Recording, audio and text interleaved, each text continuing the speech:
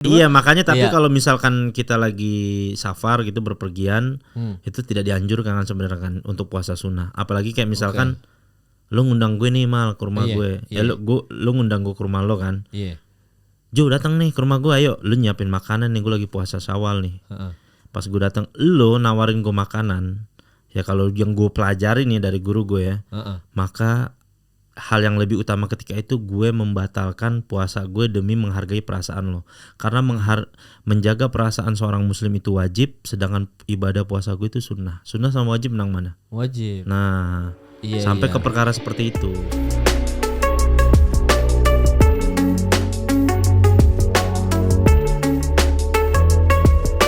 Assalamualaikum warahmatullahi wabarakatuh. Di Jumat yang berkah ini sepertinya saya kedatangan tamu lagi, ada Ustadz Jojo. Halo, Yang lagi Assalamualaikum. Waalaikumsalam. Yang lagi simpang siur di semua YouTube ya kan. Ada di Awu Kreatif, ada di Afdur, ada di Nomader. Ustadz Industri teman-teman. Tapi jadi waktu kemarin kan yang gue cerita, gue kan mudik ke Samarinda kan. Pas lebaran, dan ini kan pas seminggu setelah lebaran. Jadi waktu itu bareng sama Riko. Ternyata Riko Spinboy itu bininya orang Samarinda. Oh iya. Nah kalau gue kebalikannya, bini gue orang Jakarta, gue orang Samarinda gitu. Iya. Apakah gue harus menikah dengan istrinya Riko? Kenapa gitu? Pertanyaan jadi gitu. Tapi gini Tat, nah waktu ini yang gue salut dari Riko Spinboy adalah ketika di lebaran hari keberapa gitu, gue lupa hari ketiga apa keempat, kan gue sering banget ketemu dia di Samarinda kan. Terus dia ngomong gini, gue kayaknya lanjut nih sampai Jakarta, lanjut puasa Syawal, dia bilang gitu. Iya. Oh iya kok, iya, gue di situ tertegun gitu kayak, gila, seorang Riko Spinboy lanjut puasa Syawal, ini ria nggak ya gue cerita? Nggak, tapi intinya ngomongin puasa Syawal nih, gitu kan. Emang bedanya orang yang nggak puasa Syawal sama puasa Syawal ketika habis Lebaran apa Tat?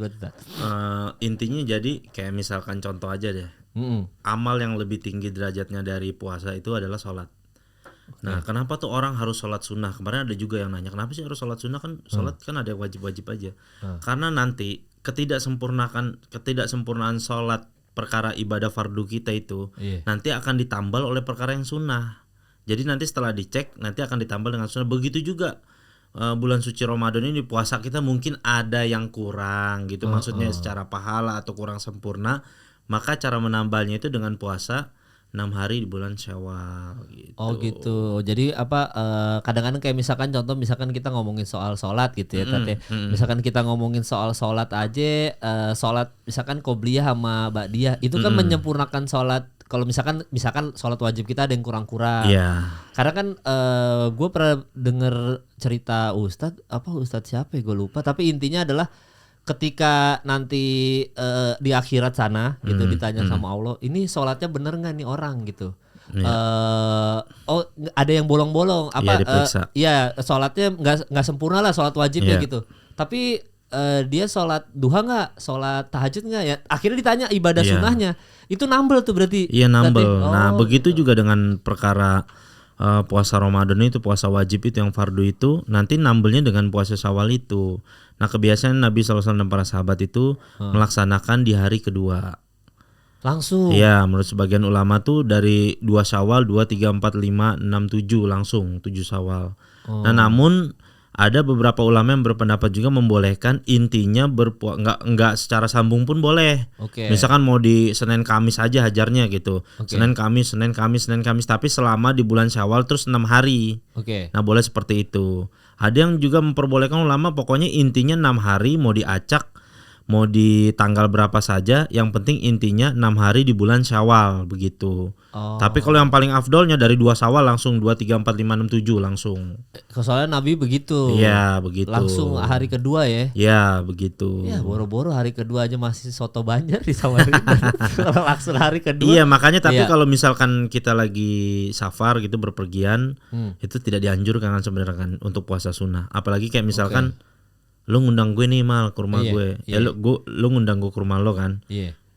Jo datang nih ke rumah gue, ayo lu nyiapin makanan nih, gue lagi puasa Syawal nih. Pas gue datang lu nawarin gue makanan. Ya kalau yang gue pelajari nih dari guru gue ya, maka hal yang lebih utama ketika itu gue membatalkan puasa gue demi menghargai perasaan lo.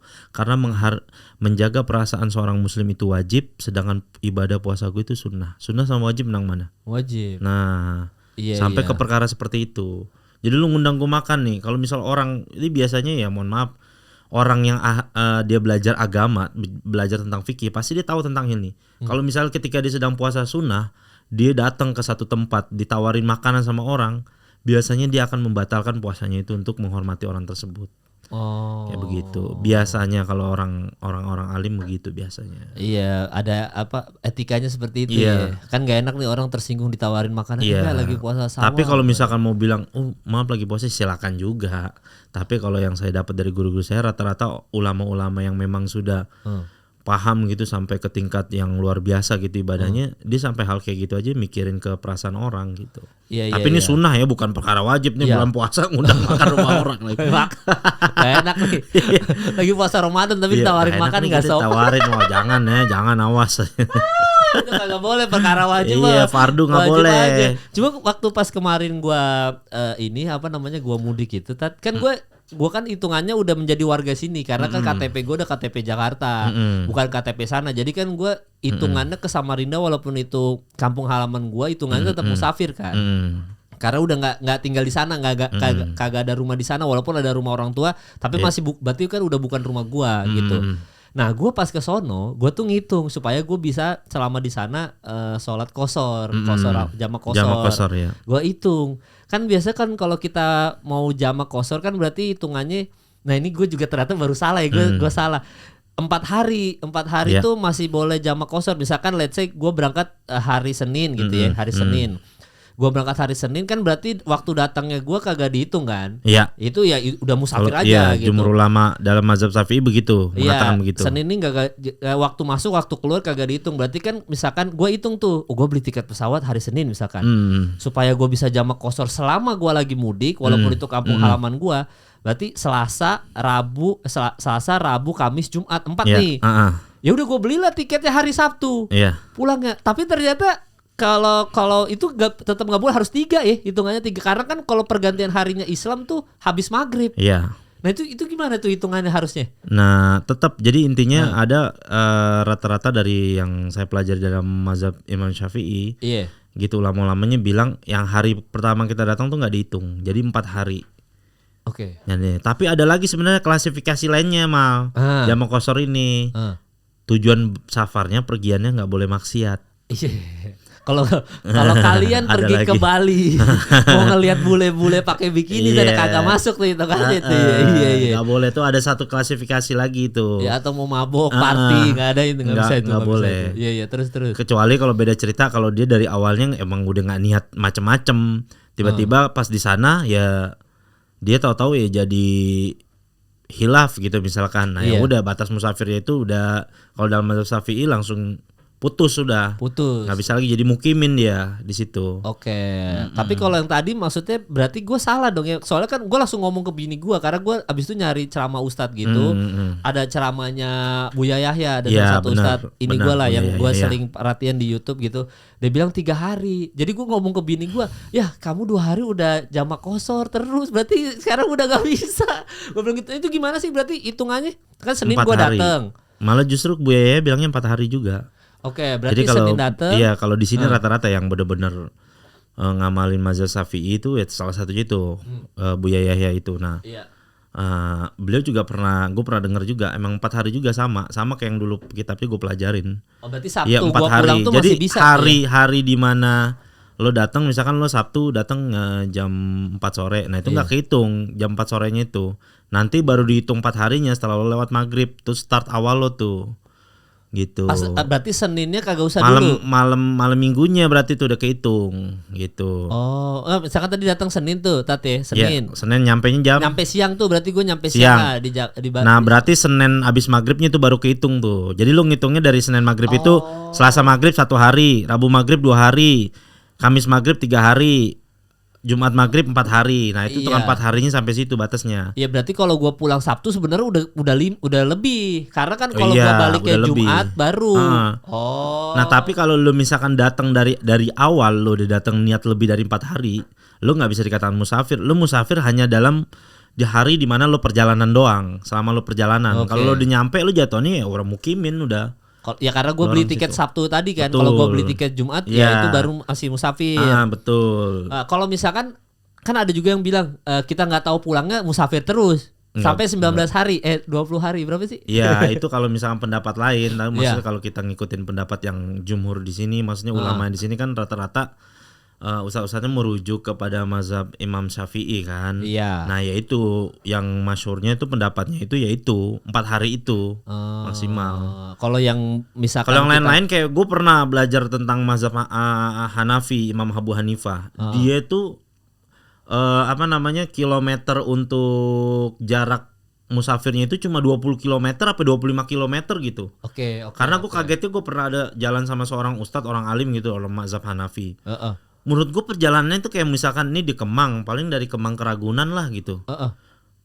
Enggak sih lebih harusnya. Pokoknya sekitar 20 sampai 25 km dan menurut gue nih kan belum jarak safar. Terus tiba-tiba gue sholat asar sama dia 2 rakaat yang ngimamin kan. Karena tuh di negara yang mazhab Hanafi itu ya? pernah. Terus gue tanya kok kenapa sholatnya ini cuma 2 rakaat? Ya kan kosor kita jam di kosor kan kita musafir tadi. Oh, tapi kan saya mazhab Syafi'i, saya bilang begitu. Saya kalau marhalatain jarak orang bisa jadi musafir itu 83-84 km kalau dalam mazhab Syafi'i. Tapi kalau dalam mazhab Hanafi 20 apa 25 km gitu kurang lebih. Oh. Jadi gitu. Kenapa Perbedaannya itu? Perbedaannya begitu. kenapa begitu? Kalau kata ustadznya nih. Lebih ke rujukan sahabat nabinya aja. Kalau misalnya dalam mazhab Syafi'i itu rujukan sahabat nabinya ke Abdullah bin Umar. Sahabat Nabi Abdullah bin Umar. Kalau misalkan rujukan Imam Hanafi rata-rata ke sahabat Abdullah bin Mas'ud radhiyallahu anhum. Gitu. Jadi perbedaan itunya aja ya. Iya. Dan semuanya benar menurut mazhab masing-masing. Iya, gitu. Nah, itu kalau yang ibaratnya dalam tanda kutip menentukan mazhab gitu, misalkan let's say gini Tat, gue kayak wah kayaknya gue nggak cocok nih mazhab Syafi'i terlalu berat buat gue, boleh nggak ya gue Hanafi atau Imam Malik misalkan ikut gitu. Itu gimana kan mazhab Imam Malik ada kan ya? Iya ada. Nah misalkan gue mau ikut kayak gitu tuh boleh gue milih Boleh gitu? aja, boleh. Tapi ngikutinnya bener-bener full gitu. Oh nggak boleh setengah-setengah? Nggak boleh setengah-setengah. Kayak misalkan kecuali dalam satu keadaan yang darurat. Misalkan contoh dalam mazhab Imam Syafi'i, kita kalau punya wudu sentuhan sama perempuan batal. Oke. Mau sengaja nggak sengaja batal. Iya. Dalam mazhab Maliki sama Imam Ahmad bin Hambal, sentuhan asal nggak pakai syahwat nggak batal. Kalau pakai syahwat batal. Oh iya dari. Jadi kalau sentuhan dalam mazhab Hambali sama mazhab Maliki sentuhan batal tuh. Kalau misalkan pakai syahwat, kalau nggak pakai syahwat nggak batal. Mazhab Hanafi sentuhan nggak batal.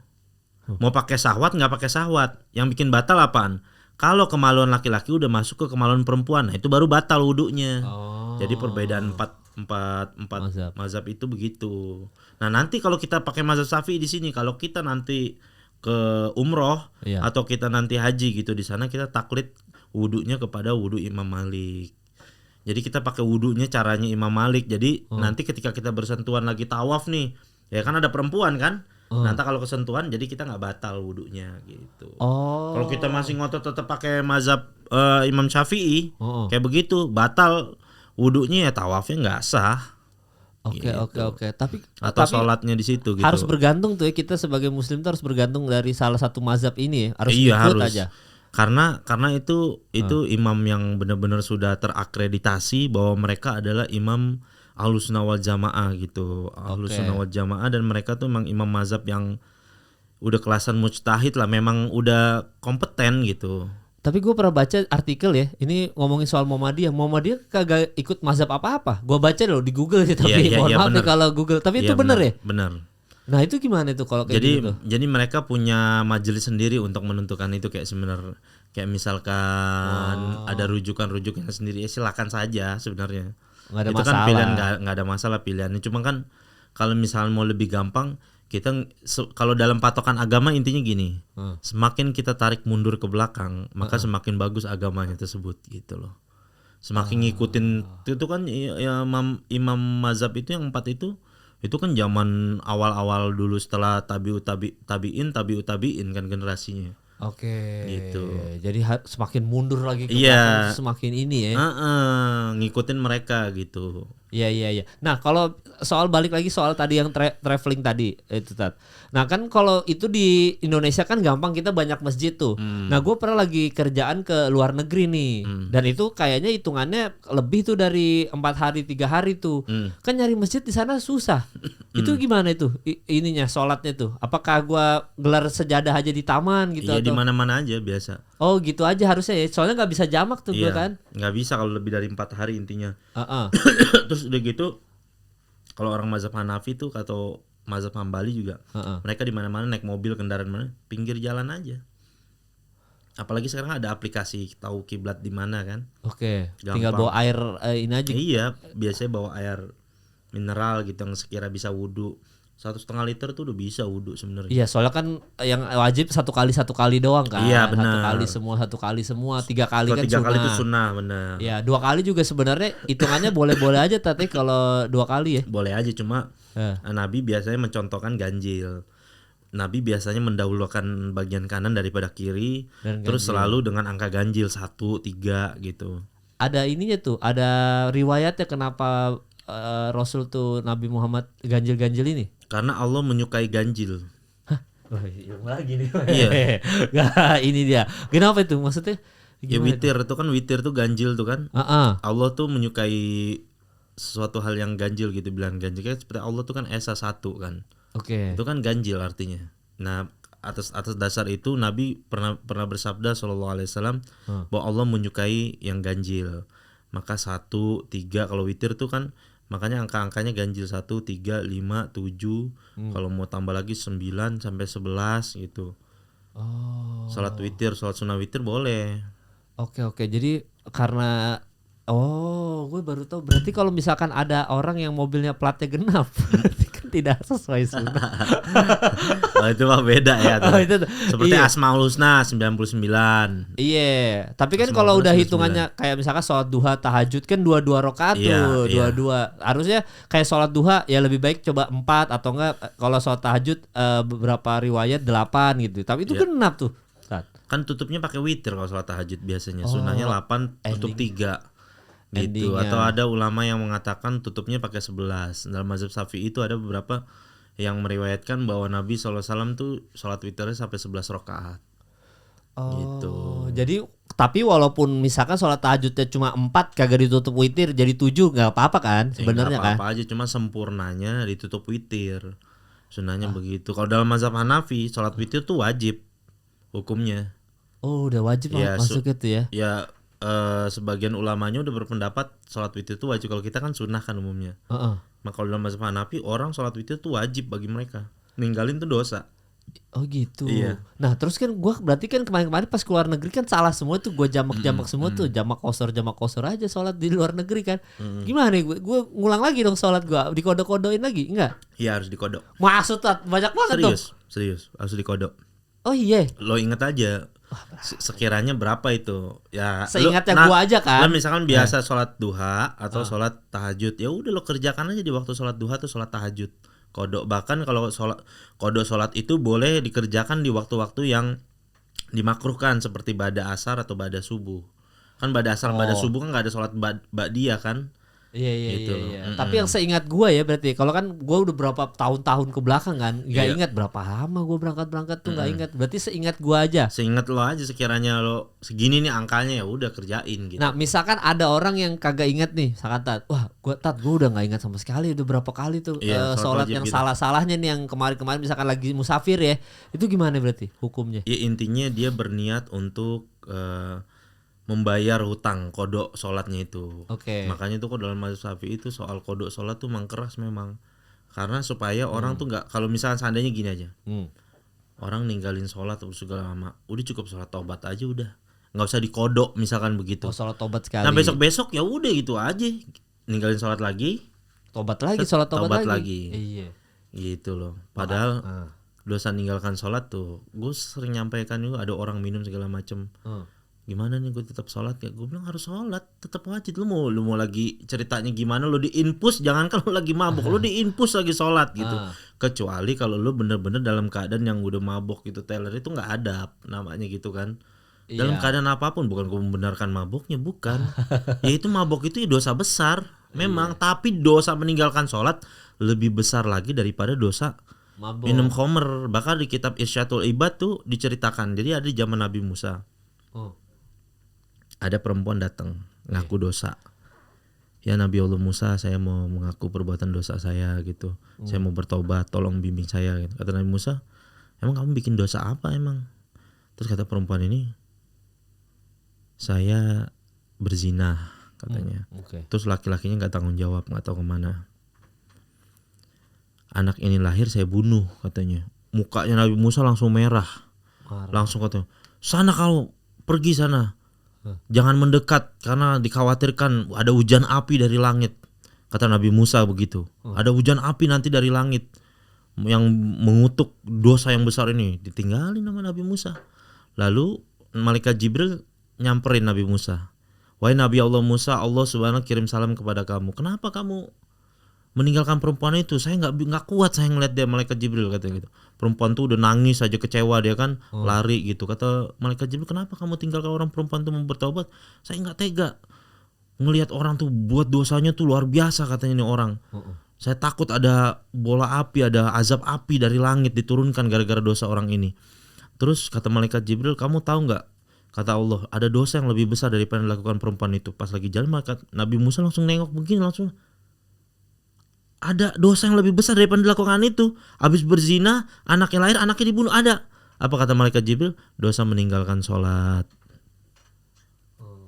Jadi di sisi Allah, dosa meninggalkan sholat dosanya lebih besar daripada berzina, anak dan yang hasil zinahnya itu dibunuh.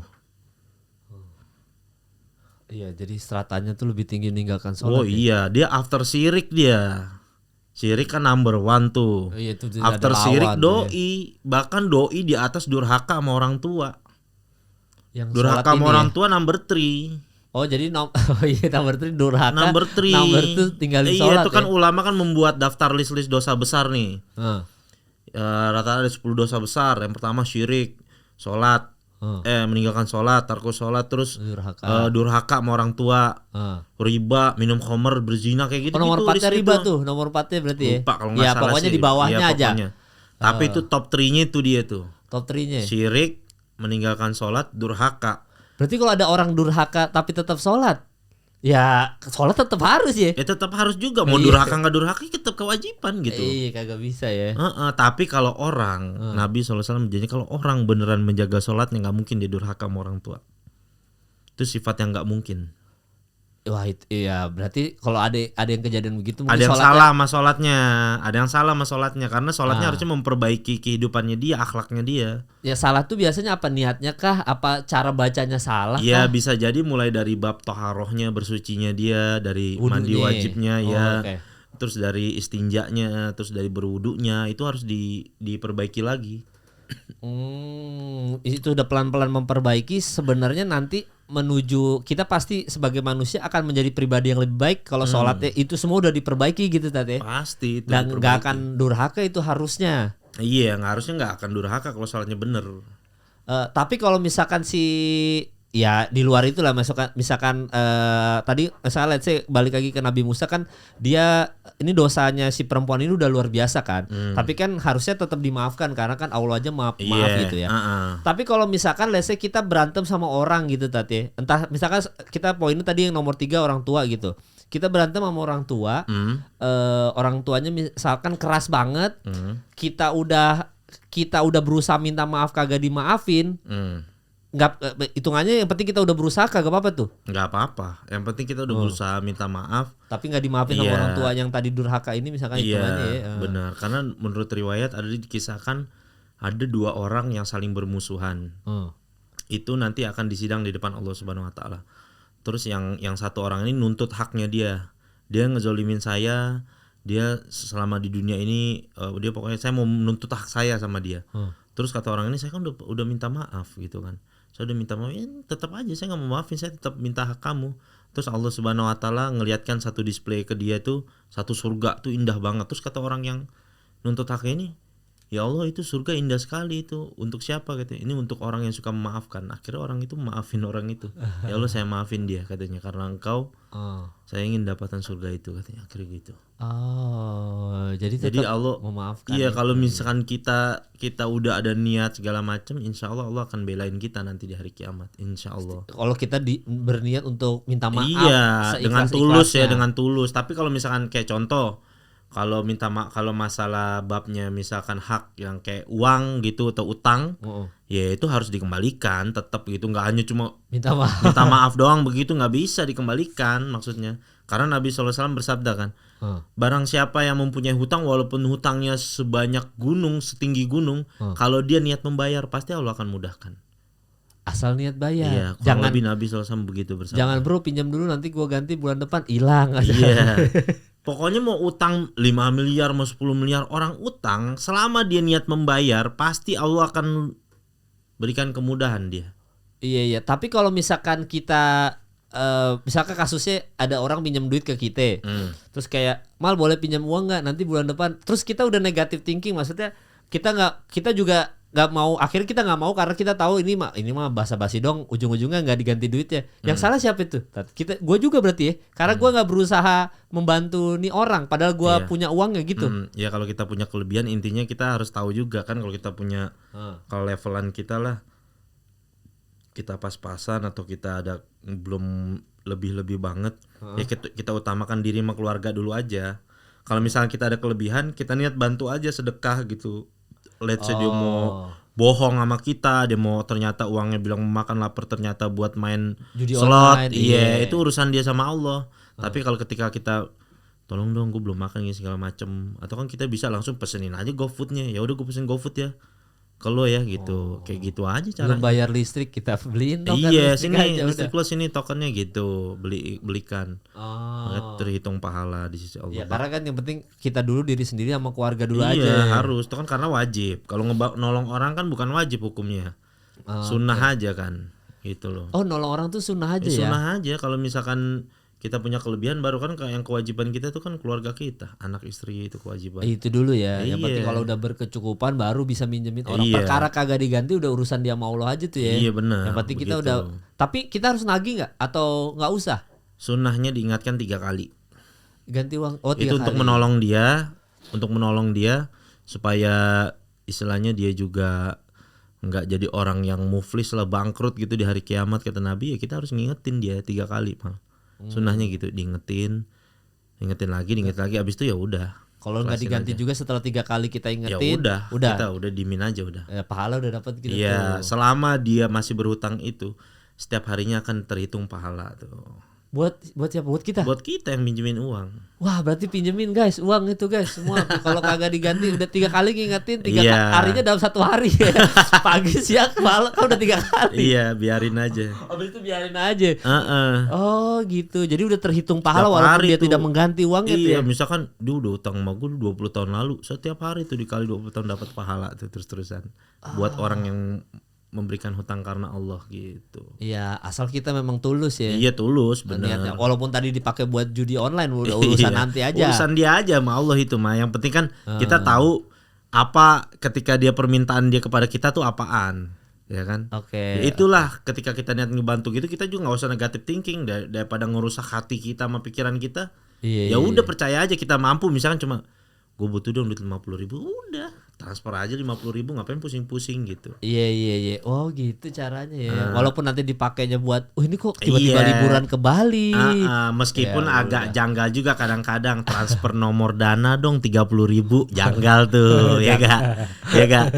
Transfer ke dana 30.000 untuk apakah itu, ya kan? Ya udah daripada kita pusing-pusing kan mikirin apa, ya udahlah yang ngebantu aja. Kalau kita mampu kok gitu. Niat Iya, karena Allah walaupun udah. janggal ya. Janggal 30.000 top up ke dana tuh janggal tuh. Janggal itu, jujur kita ada keraguan-raguan dalam hati kita. Iya, ikhlas memang tapi agak Tapi kok bertanya.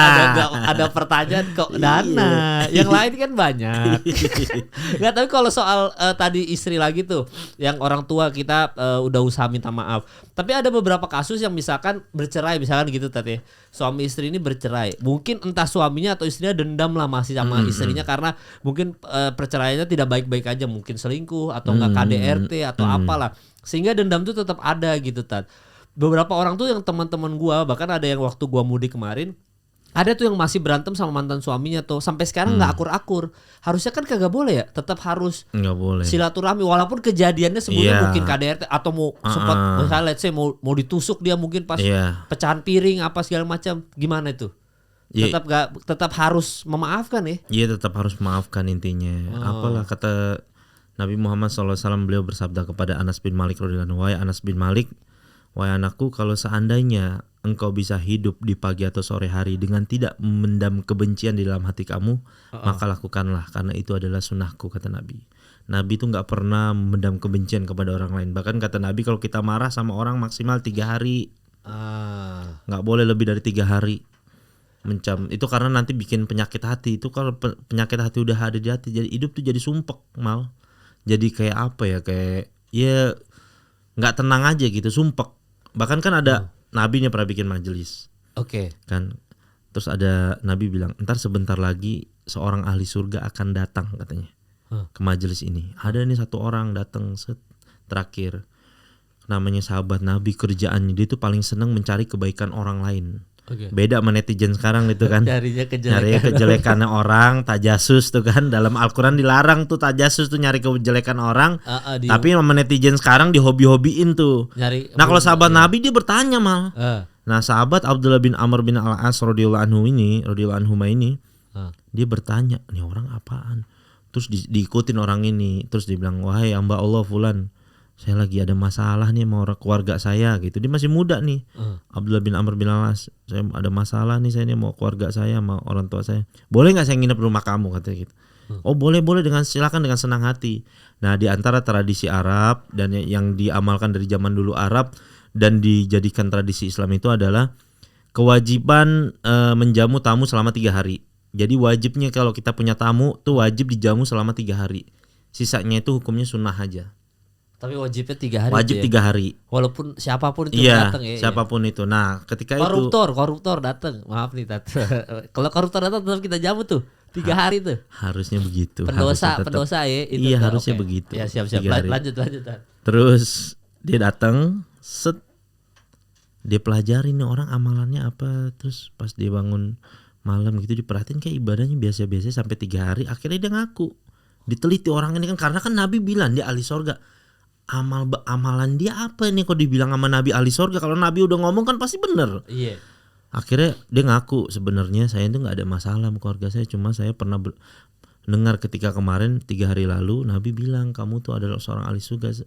Saya perhatikan ibadah kamu biasa, kamu punya amalan apa sih? Bilang nggak ada, saya biasa saja ibadah saya. Saya nuntut ilmu, duduk di majelis Nabi seperti sebagaimana biasanya orang.